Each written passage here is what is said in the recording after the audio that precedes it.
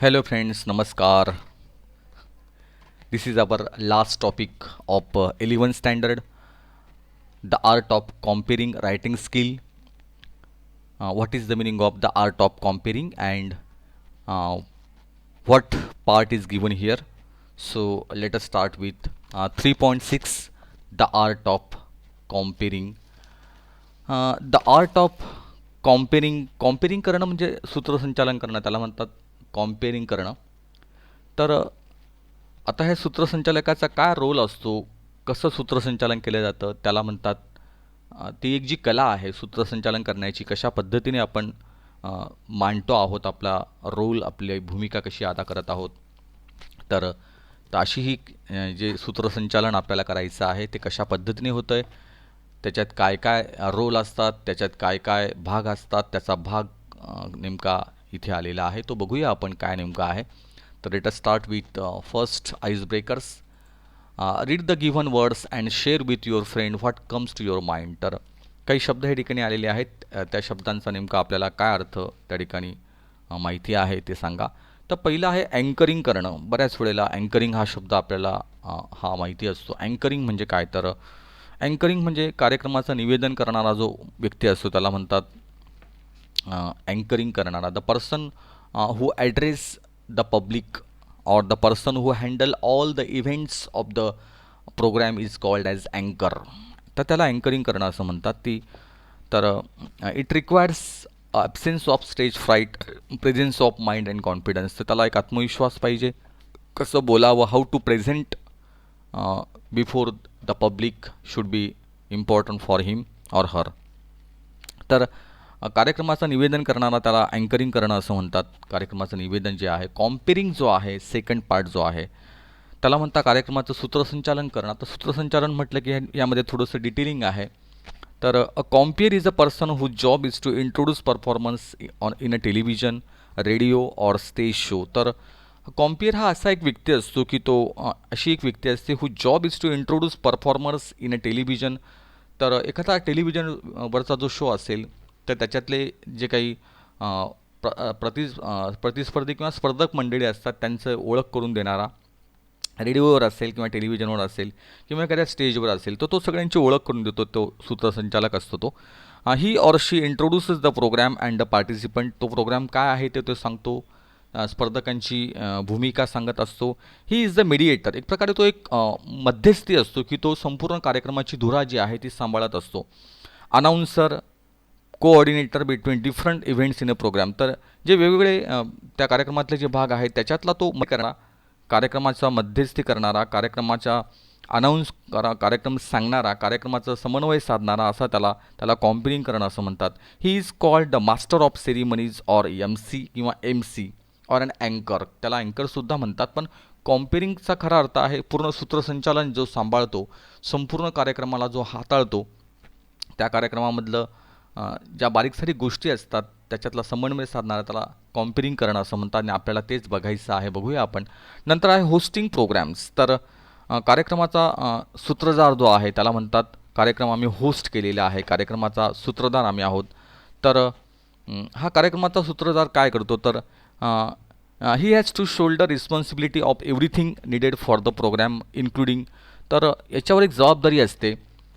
He has to shoulder responsibility of everything needed for the program including stage arrangement, sitting arrangement, lighting arrangement, mic arrangement. तर सगळ्या प्रकारची रंगमंचाची व्यवस्था असेल, बैठक व्यवस्था असेल, पाहुण्यांना बोलवणं असेल, पाहुण्यांना रिसीव्ह करणं असेल, तर ह्या सगळी भूमिका जी आहे तर याला कार्यक्रम होस्ट करणं असं म्हणतात. तर हे पडद्यामागचे हे कलाकार लोक असतात की जे पडद्यावर येत नाही पण प्रत्यक्षात त्या ठिकाणी अतिशय महत्त्वाचा रोल ते अदा करत असतात. त्याला म्हणतात कार्यक्रम होस्ट करणं. तर कार्यक्रमाचे सूत्रधार जे आहेत तर त्याला म्हणतात होस्टिंग करणं. तर संपूर्ण sitting arrangement, stage arrangement, lighting arrangement, mic arrangement, गेस्टला रिसीव्ह करणं, गेस्टला त्या ठिकाणी त्यांचा चहापाणी बघणं, त्यांना संपूर्णतः तो कार्यक्रम समजून देणं, काय कार्यक्रम आहे ते त्यांना पर्सनली सांगणं, ह्या गोष्टी हा माणूस करत असतो. तर याच्यामध्ये फार मेहनत आहे, फार कष्ट असतात. नंतर आहे नंबर 4, त्याला हे ठिकाणी दिलेलं आहे पब्लिक स्पीकिंग जे आहे ते इथे आलेलं आहे. तर पब्लिक स्पीकिंगमध्ये त्या ठिकाणी काय असतं, तर it requires communication skill and fluency in language. तर याच्यामध्ये सगळ्यात महत्त्वाचं जे आहे तर सगळ्यात महत्त्वाचं याच्यात तुमचं जे स्किल आहे, तुमचं जे बोलण्याची पद्धती आहे, ती इथे अतिशय महत्त्वाची असते. तुमची फ्लुएन्सी इन लँग्वेज, तुमची जी भाषा आहे त्या भाषेवर प्रभुत्व जे आहे ते पाहिजे त्या ठिकाणी. It gives confidence if the person knows more than one language. जर तुम्हाला एकापेक्षा जास्त भाषा येत असतील तर ते अतिशय सोपं आणि अतिशय चांगलं होतं. तर पब्लिक स्पीकिंग याच्यामध्ये तुम्हाला एक वक्ता म्हणून त्या ठिकाणी तुम्ही काम करत असतात आणि त्याच्यावर विषयावरचं प्रभुत्व, विषयाचं संपूर्ण ज्ञान आणि मोठ्या प्रमाणात त्या ठिकाणी आपण संपूर्ण त्या ऑडियन्सला, संपूर्ण त्या पब्लिकला त्या ठिकाणी आपण हँडल करत असतो आणि आपले विचार जे आहे तर ते मांडत असतो. तर एकच वक्ता आहे आणि तो संपूर्ण ग्रुपला त्या ठिकाणी संबोधत असतो. एखादं स्पीच जे आहे, एखादं भाषण जे आहे तर ते पब्लिक स्पीकिंगमध्ये त्या ठिकाणी येतं. तर अशा पद्धतीने अँकरिंग वेगळं आहे, अँकरिंग आणि कॉम्पेरिंग हे दोघंही एकमेकांशी कनेक्टेड आहेत तसं पाहायला गेलं तर. हे दोघंही एकमेकांशी अतिशय क्लोजली कनेक्टेड आहेत. होस्टिंग प्रोग्राम हा पडद्यामागचा भाग आहे आणि पब्लिक स्पीकिंग हा एखादा वक्ता त्या ठिकाणी येऊन ज्यावेळेला मोठ्या अशा समूहाला संबोधतो त्याला पब्लिक स्पीकिंग असं म्हणतात. तर असे हे काही संबोध जे आपल्याला commonly we should know about these common elements are given here, and let us move to next part what is given here. Uh, Go through the following web that highlight the essential qualities of a compeer. Discuss with your partner the essential qualities and also the precautions that a compeer should take while comparing a program. तर आपल्याला कॉम्पेअरिंग करताना, सूत्रसंचालन करताना कोणते कोणते गुण आवश्यक असतात तर त्या गुणांची ह्या ठिकाणी आपल्याला चर्चा करायची आहे. तर काय काय त्या ठिकाणी गुण आहेत, इसेन्शियल क्वालिटीज ज्या आहेत त्या काय काय आहेत ते त्या ठिकाणी आलेलं आहे. पहिलं आहे इन डेप्थ नॉलेज. त्या ठिकाणी इन डेप्थ नॉलेज म्हणजे अतिशय परिपूर्ण ज्ञान आपलं त्या ठिकाणी त्या पाहिजे आपल्याला. Understanding the nature and tone of the event. ती इव्हेंट काय आहे, ती घटना जी आपण स्टेजवर त्या ठिकाणी आपण करणार आहोत, कोणता समारंभ आहे, कोणता कार्यक्रम आहे, त्या घटनेचं संपूर्ण इत्थंभूत माहिती आपल्याला हवी.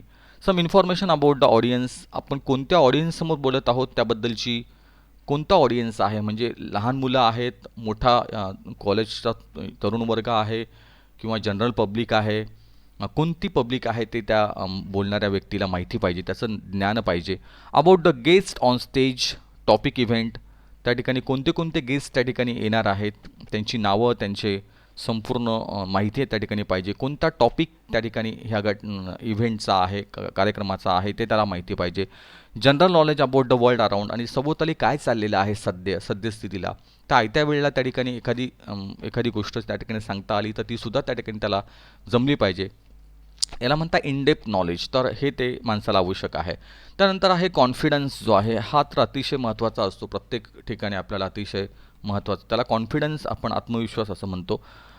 Confident about one's knowledge, language, appearance. तर आपण आपलं ज्ञान, आपली भाषा, आपलं एकंदरीत पेहराव, आपलं एकंदरीत वागणं जे आहे त्याच्यामध्ये एक भारदस्तपणा जो आहे तो त्या ठिकाणी पाहिजे. Assured about the one's capability in handling the audience and keeping them interested and happy. तर समोरची जी ऑडियन्स आहे, समोरचा जो प्रेक्षक वर्ग आहे त्यांना त्या ठिकाणी हेलावून टाकणं, त्यांना बांधून ठेवणं ही जी कला आहे त्या आपल्या आत्मविश्वासाच्या माध्यमातून त्या ठिकाणी हा आपला कॉम्पियर जो आहे तो करत असतो आणि ते अतिशय महत्त्वाचं आहे. पुढे आहे सेन्स ऑफ ह्युमर. जो कॉम्पेअर करणारा व्यक्ती आहे त्याला एक विनोदबुद्धी पाहिजे, त्याला म्हणतात sense of humour. Ability to perceive humour or appreciate a joke. तर एखादा जोक त्याला करता आला पाहिजे, एखादा आयत्या वेळेला एखादा विनोद त्याला सांगता आला पाहिजे. Ability to crack jokes and keep the audience amuse without offending anyone. आणि कुठेही कोणालाही न दुखवता त्या ठिकाणी जी समोरची जी ऑडियन्स आहे त्या ऑडियन्सला त्या ठिकाणी खिळवून ठेवता आलं पाहिजे किंवा त्यांना हसवता आलं पाहिजे, त्यांना रमवता आलं पाहिजे. Responding to situation in a creative and entertaining way. आणि अतिशय मनोरंजक आणि उद्बोधक पद्धतीने त्या ठिकाणी हे संपूर्ण कार्यक्रम त्याला हाताळता आला पाहिजे, त्याला विनोदबुद्धी लागते. नंतर आहे ॲप्रोप्रिएट बॉडी लँग्वेज. सगळ्यात महत्त्वाचं जे आहे तुमची जी बॉडी लँग्वेज आहे, तुमची जी अंगिक भाषा असते, शरीराची एक भाषा असते ती अतिशय महत्त्वाची असते. त्याला देहबोली असं म्हणतात. तर तुमची देहबोली जी आहे, तुमचं शरीर पूर्ण बोलत असतं त्या ठिकाणी स्टेजवर. Correct posture and gesture. तर त्या ठिकाणी तुमची उभं राहण्याची पद्धती आहे, त्या ठिकाणी तुमचे हावभाव आहे. Appropriate facial expressions and eye contact. तुमचे चेहऱ्यावरचे हावभाव, तुमच्या डोळ्यांची हालचाल जी आहे ती आय कॉन्टॅक्ट जे आहे with the audience, use of space to come closer to the audience, त्या ठिकाणी ऑडियन्सच्या जवळ आपल्याला जाता आलं पाहिजे. Proper tone and pitch of voice, त्या ठिकाणी बोलताना एक विशिष्ट टोन, विशिष्ट आवाज त्या ठिकाणी पाहिजे, हे सुद्धा महत्त्वाचं आहे. आणि त्यानंतर आलेलं आहे प्रेझेन्स ऑफ माइंड, ज्याला म्हणतो आपण प्रसंगावधान जे आहे, प्रेझेन्स ऑफ माइंड, हे सुद्धा अतिशय महत्त्वाचं आहे. की त्याला समयसूचकता ज्याला म्हणतो आपण, आयत्या वेळेला जर एखादा प्रॉब्लेम आला तर तो त्याला हाताळता आला पाहिजे. He must or she must remain calm and take quick action in a difficult situation. एखादी अवघड परिस्थिती असेल तर त्या ठिकाणी त्याला झटकन एखादी ॲक्शन घेता आली पाहिजे, कृती करता आली पाहिजे. Control the situation and carry on the programme, आणि ती परिस्थिती हाताळून त्या ठिकाणी तो प्रोग्राम पुढे कंटिन्यू त्याला करता आला पाहिजे. Smoothly even when there are any hitches, do or say the right thing in an embarrassing situation. तर अतिशय अस्वस्थ परिस्थितीमध्ये सुद्धा त्या ठिकाणी त्याला त्याची चांगली अशी मांडणी करता आली पाहिजे.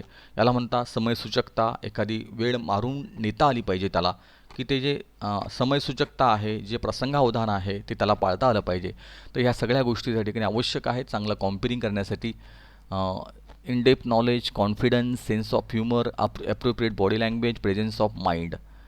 प्रिकॉशन्स टू बी टेकन, काय प्रिकॉशन्स घ्यायला पाहिजे त्या ठिकाणी जेव्हा आपण कॉम्पेअरिंग करू त्या ठिकाणी, त्यावेळेला काय प्रिकॉशन्स त्या ठिकाणी आवश्यक आहे. तर well compering always keep in mind the audience. सगळ्यात पहिल्यांदा काय महत्त्वाचं आहे तर आपण ऑडियन्स जो आहे त्याला, ते आपण ऑडियन्ससमोर बोलत आहोत याचं भान त्याला पाहिजे. For example, if the audience is made up of professors and teachers, the tone and behaviour should be respectful. If it is your classmates it can be informal. समोरचं ऑडियन्स जर शिक्षक असेल, प्राध्यापक लोक असतील तर त्या ठिकाणी आपलं अतिशय अदबीने त्या ठिकाणी त्याला बोलता आलं पाहिजे. आणि जर तुमचे क्लासमेट्सच असतील, त्या ठिकाणी समवयस्क मुलं असतील, समवयस्क ग्रुप असेल तर त्या ठिकाणी अनौपचारिक पद्धतीने तो बोलू शकतो. तर समोरचा ऑडियन्स कोणत्या पद्धतीचा आहे त्या पद्धतीने त्याचं बोलणं असायला पाहिजे, ही काळजी घेतली गेली पाहिजे. Prepare well before the event, त्या ठिकाणी कुठल्याही कार्यक्रमाचं सूत्रसंचालन करताना त्या ठिकाणी सगळ्यात महत्त्वाचं की आपण पूर्वतयारी करणं गरजेचं आहे. The compere must know the flow of the programme, त्या कार्यक्रमाचा फ्लो कसा आहे ते त्याला माहिती पाहिजे. The names of the organiser, त्या ठिकाणी जे आयोजक आहे त्यांची नावं त्याला माहिती पाहिजे. ऑफिस बिअरर्स, गेस्ट एटसेट्रा, त्या ठिकाणी कोणते पाहुणे येणार आहेत त्यांची नावं त्याला माहिती पाहिजे. At no stage should false information or incorrect facts be given, त्या ठिकाणी चुकीची माहिती जी आहे ती त्याने बोलायला नको, सांगायला नको. The correct pronunciation of the names of the people who are to be introduce, त्या लोकांची आपण ओळख करून देतो आहे त्यांचं व्यवस्थित नाव त्या ठिकाणी त्यांना बोलता आलं पाहिजे, व्यवस्थित नाव सांगता आलं पाहिजे त्यांना. He welcome and mention should be check, त्यांचं स्वागत व्हायला पाहिजे त्यांना व्यवस्थित त्या ठिकाणी. The cloth and body language should be appropriate, त्या ठिकाणी जी भाषा आहे आणि जो पेहराव आहे आणि शरीराची देहबोली आहे ती पण त्याची सक्षम पाहिजे, चांगल्या पद्धतीने पाहिजे. For the event make a study of the situation beforehand and do not offend the sensibilities of anyone, कुठल्याही माणसाची भावना दुखवेल अशा पद्धतीने वक्तव्य न करता त्याने त्या ठिकाणी तो कार्यक्रम सांभाळला पाहिजे. Also the compering should be accompanied by the graceful gestures but not to be overdone. तर remember that the compere is not the star of the show. सगळ्यात महत्त्वाचं, कॉम्पेअर म्हणजे हा काही स्टार नसतो त्या शोचा, तो एक असा मध्यस्थी माणूस आहे. But a person who ensures the smooth movement of the programme, फक्त ते प्रोग्राम सहजपणे चालावा, सहजपणे त्या ठिकाणी ते पुढे यावं, ही त्याचा रोल आहे, तो काही स्टार नाही आहे. Do not forget to introduce yourself but do not draw all the attention to yourself. If there are mistakes apologise immediately and proceed. जर आपल्याकडनं चुकून काही बोललं गेलं तर त्या ठिकाणी ताबडतोब क्षमा म्हणून मागावी आणि पुढे चालावं. तर असे अनेक गोष्टी आहे. तर a compere should keep the audience constantly engage, त्याला संपूर्ण ऑडियन्सला एंगेज करता आलं पाहिजे, हे पण अतिशय महत्त्वाचं आहे. He should be confident enough to handle the last minute change in the formal programme. जर काही बदल झाला तर त्याला शेवटच्या मिनिटाला पण तो बदल त्याला त्या ठिकाणी हँडल करता आला पाहिजे. He should take precautions to follow the protocol while anchoring the official programme. त्या ठिकाणी जो एक प्रोटोकॉल असतो, एक नियमावली असते, ती नियमावली पण त्या ठिकाणी त्याला कळायला पाहिजे की आपण कोणता प्रोग्राम त्या ठिकाणी हँडल करतो, त्याची नियमावली पण त्याला माहिती पाहिजे.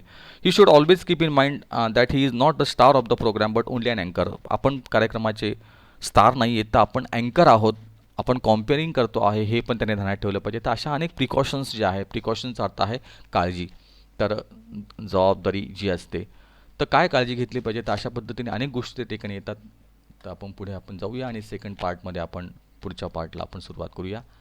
we turn to second part up to that